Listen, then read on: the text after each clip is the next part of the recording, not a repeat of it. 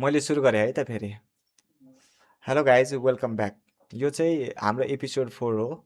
यो एपिसोड 4 मा चाहिँ ओपन टास्क म्यानेजरको बारेमा चाहिँ केही कुरा सिकाउन गइरहेको छु। सिकाउनु भन्दा पनि बुझाउन चाहिँ गइरहेको छु है।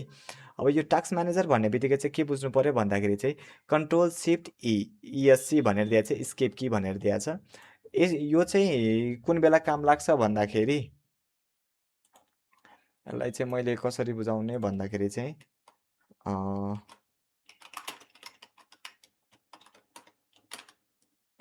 यसलाई चाहिँ मैले कसरी बुझाउने भन्दाखेरि चाहिँ पहिला चाहिँ हामीले के बुझ्नु पऱ्यो भने टास्क म्यानेजर होइन। टास्क म्यानेजर भन्ने बित्तिकै चाहिँ जति पनि टास्कहरू हामीले गरेको हुन्छ कम्प्युटरमा, जति पनि टास्कहरू हामीले गरेको हुन्छ त्यो सबै टास्कहरूलाई चाहिँ म्यानेज गर्ने काम गर्छ। जस्तै कि अहिले मैले यहाँनिर चाहिँ गुगल क्रोम ओपन गरेको छु। यो गुगल क्रोम चाहिँ हाम्रो टास्क म्यानेजरमा चाहिँ एड भएर बसेको छ होइन। अब यो एप्लिकेसनलाई चाहिँ मलाई होइन एक्जिट गर्नु छ, यहाँबाट क्लोज गर्दा हुँदैन, या विभिन्न टाइपको चाहिँ लेगिङ गर्ने कामहरू भइरहेको छ भने यस्तो अवस्थामा चाहिँ हामीले के युज गर्न पाए त ओपन टास्क म्यानेजर भन्ने एउटा फिचर्स हुन्छ। यो फिचर्सको चाहिँ युज गरेर हामीले यो टास्क म्यानेजर ओपन गर्छौँ। अनि यो टास्क म्यानेजरको सर्टकट कीले युज गर्नु छ भने कन्ट्रोल सिफ्ट स्केप युज गर्नु। अनि यो ओपन भइसके पछाडि यो बटन प्रेस गर्नुभयो भने टास्क म्यानेजर ओपन हुन्छ। टास्क म्यानेजर ओपन भइसके पछाडि यो कस्तो देखिन्छ भन्दाखेरि चाहिँ पहिला त म स्टार्ट मेनुमा जान्छु।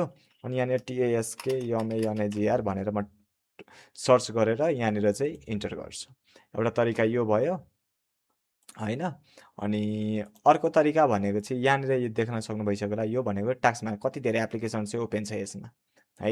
यसको बारेमा चाहिँ अब हामीले जस्तो प्रोसेसको बारेमा बुझ्यो, पर्फर्मेन्सको बारेमा बुझ्न पायो, एप हिस्टोरीको बारेमा बुझ्न पायो। पर्फर्मेन्समा गएर हेरौँ त सिपियु कति युज भइरहेछ, मेमोरी कति युज भइरहेछ, डिस्क कति युज भइरहेछ, इथरनेट कति युज भइरहेछ, सबै कुराहरूको डिटेल यहाँ दिएको छ होइन। यहाँ तल देख्नुहुन्छ भने यहाँनिर पनि यो तल हेर्दाखेरि चाहिँ यसमा पनि कति धेरै डिटेल्सहरू छ। यो डिटेलहरू चाहिँ पछाडि हामी काम गर्दै जाँदाखेरि चाहिँ बल्ल यसको युज गर्न चाहिँ आउँछ। अहिले यसरी हेर्दाखेरि के नै हेरे जस्तो लाग्ला होइन। एप हिस्टोरी कुन कुन एपहरू चाहिँ हामीले चलाइरहेको छ त्यो सबै एपको हिस्टोरी चाहिँ यसमै छ। स्टार्टअप एप्सहरू हुन्छ जब हामीले कम्प्युटर अन गर्ने बित्तिकै हुन्छ होइन। जब हामीले कम्प्युटर अन गर्छौँ अनि कुनै कुनै एप्लिकेसनहरू चाहिँ आफै ओपन भएर बसिरहेको हुन्छ, जसले गर्दा पनि हाम्रो कम्प्युटरलाई चाहिँ ल्यागिङ गरिरहेको हुन्छ। जस्तै कि भाइबरको कुरा गरौँ, वाट्सएपको कुरा गरौँ होइन, डिफल्ट ब्राउजरहरूको कुरा गरौँ, यो चिजहरू चाहिँ अटोमेटिकली स्टार्टअप भएर बसिरहेको हुन्छ र यो यहीँबाट हुने हो। जस्तो कि यो इनेबल डिजेबल देखाएको छ नि होइन। यो कामहरू चाहिँ यहीँबाट हुने। अब यसलाई मलाई त्यो एप्लिकेसनहरू चाहिँ बन्द गर्नु छ है। जस्तो कि मलाई अघि नै यसमा यो के अरे माइक्रोसफ्ट एड चाहिँ अटोमेटिकली इनेबल छ यहाँनिर। यो अटोमेटिक कम्प्युटर अन हुने बित्तिकै चाहिँ आफै आएर बसिरहेको हुन्छ। यसलाई चाहिँ म के गर्छु, राइट क्लिक गरेर यहाँबाट डिजेबल गर्न पायो है। त्यस्तै गरेर कम्प्युटरहरूमा जस्तै यो वाट्सएप भनेर छ, इनेबल छ, आफै ओपन नहोस् म डिजेबल गर्छु, यहाँबाट यो काम गर्नु पायो है। यति मात्र काम नभएर यसमा युजरहरू चाहिँ अहिलेको युजर चलिरहेको युजरमा चाहिँ जुन यहाँनिर चाहिँ मैले यो बद्दु भन्ने युजरमा छ होइन। अनि यसको सिपियु कति युज भइरहेछ, मेमोरी कति, डिस्क, नेटवर्क कति युज भइरहेछ, सबै कुरा यहाँनिर देखाइरहेछ यसको डिटेल्स। अझै डिटेल्समा जाऊँ त अब यो डिटेल्सहरूमा छ है। यो डिटेल्सहरू मैले पनि बुझ्दिनँ होइन। सर्भिसेसहरूको छ, यो सर्भिसेसहरूको यो बारेमा नि हामी पछि कुरा गर्छौँ, कसलाई बन्द गर्ने कसलाई के अरे स्टार्ट गर्ने भन्ने कुराहरू हो। अर्को सेटिङ भन्ने चाहिँ यहाँनिर यो सेटिङ चाहिँ अब यसको म्यानेज गर्नको लागि दिएको छ। अब यो कुराहरू भन्दा पनि हामीले बुझ्नुपर्ने कुराहरू के रहेछ त्यसको बारेमा अलिकति म सानो पहिला त हामीले टास्क म्यानेजर के हो भन्ने कुराहरू चाहिँ पहिला गर्नु पर्यो होइन। अनि यहाँ चाहिँ हामीले के बुझ्नु पर्यो भन्दाखेरि चाहिँ म यहाँनिर सिम्पली टी गर्छु। यस फन्ट चाहिँ म चेन्ज गर्छु यार होइन। फन्ट चेन्ज गऱ्यो भने सजिलो हुन्छ। अनि यसलाई चाहिँ म यहाँबाट चाहिँ 40 गऱ्यो भने कति जान्छ, कति धेरै ठुलो भयो हो। यसलाई चाहिँ यसरी सानो बनाउन पायो, यसरी बुझाउन चाहिँ मलाई सजिलो लाग्छ। ओके यो पनि भयो, ठिक छ है। ल पहिला चाहिँ हामीले के बुझ्नु पऱ्यो भन्दाखेरि टास्क म्यानेजर खोल्ने सर्टकट के भनेको चाहिँ यो हो है। यो के हो त, कन्ट्रोल सिफ्ट स्केप थिच्दा टास्क म्यानेजर सिधै खुल्छ। यो विन्डोजको एउटा महत्त्वपूर्ण उपकरण हो जसले तपाईँ कम्प्युटरमा चलिरहेको सबै प्रक्रियाहरू र प्रदर्शन देखाउँछ होइन। मैले भनिहालेँ नि हामीले जति पनि कामहरू गरेको थियो यहाँनिर यो सबै कामहरू चाहिँ यहीँनिर छ क्या। प्रोसेसमा के प्रोसेसिङमा छ, पर्फर्मेन्समा के होइन, मेमोरी कतिको, सिपियु डिस्क कतिको, इथरनेट कतिको, यो सबै कुराहरू यहाँनिर देखाउँछ।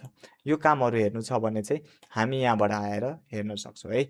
मानौँ कुनै एप्लिकेसनहरू चाहिँ जस्तो कि मेरो यहाँबाट यो यतिकै एप्लिकेसनहरू चाहिँ यहाँ चलिरहेको छ, यसबाट मलाई कुनै बन्द गर्नु छ भने म सिधै यहीँनिरबाट आएर जस्तो माइक्रोसफ्ट एड्स बन्द गर्नु छ, राइट क्लिक गर्छु, यसलाई एक्सपान्ड गर्ने कि इन टास्क गर्ने, हामीले इन गर्न पाएँ यहाँनिर। अझै कामहरू छ तर हामीले चाहिँ बेसिकली अहिले बेसिक युजरहरूले चाहिँ यो चाहिँ धेरै जसो कम्प्युटर चाहिँ हाम्रो कम पावरको छ भने चाहिँ कम्प्युटरहरू मा विभिन्न एप्लिकेसन चलाउँदाखेरि चाहिँ ह्याङ भइरहेको हुन्छ कि। अनि सर्टकट की कतैतिर क्लिक गर्दा पनि क्लिक पनि भइरहेको हुँदैन। अनि त्यो क्लिक नभएको कारणले गर्दाखेरि चाहिँ हामीले सर्टकट की युज गर्छ। सर्टकट की के युज गर्छ त? कन्ट्रोल सिफ्ट स्केप होइन, यो सर्टकट की युज गर्छ। यो सर्टकट की युज गरेर के अरे हाम्रो टास्क म्यानेजर ओपन हुन्छ। टास्क म्यानेजर ओपन भइसके पछाडि यहाँबाट कुन कुन एप्लिकेसनहरू हामीलाई चाहिएको छैन त्यो एप्लिकेसनमा राइट क्लिक गर्छौँ अनि सिम्पली राइट क्लिक गरेर चाहिँ एन्ड टास्क गरेर हामीले यसलाई हटाइदिन्छौँ। ठिक छ। यसरी चाहिँ हामीले काम गर्दाखेरि चाहिँ अलिकति पर्फर्मेन्समा चाहिँ अलिक बेटर हुन्छ। एउटा कुरा त यो भयो है। अर्को पनि केही छ भने म हेर्छु है। केही तरिकाहरूको पनि कुराहरू गरिरहेको छ जस्तै कि पुरानो तरिका चाहिँ कन्ट्रोल अल्ट डिलिट गएर अनि टास्क म्यानेजरमा जाने भन्ने थियो। अहिले पो कन्ट्रोल स्केप आइसकेको छ। पहिला चाहिँ कन्ट्रोल अल्ट डिलिट गर्दाखेरि चाहिँ यहीँनिर टास्क म्यानेजर रहेछ। यो टास्क म्यानेजरमा पनि हामीले गएर काम गर्न सक्छौँ। ओके।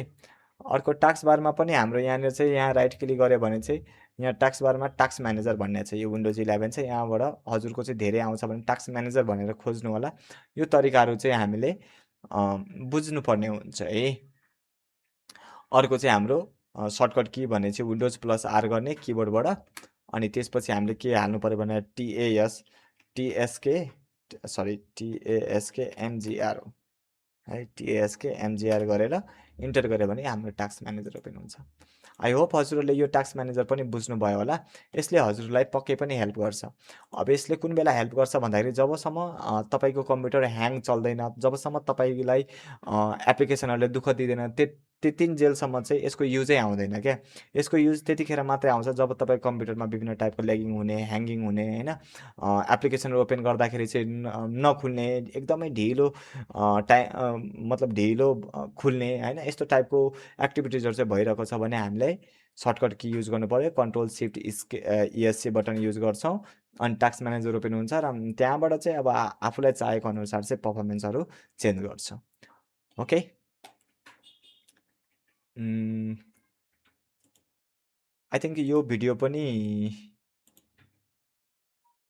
बुझ्नुभयो होला है। म अर्को भिडियो स्टार्ट गर्छु।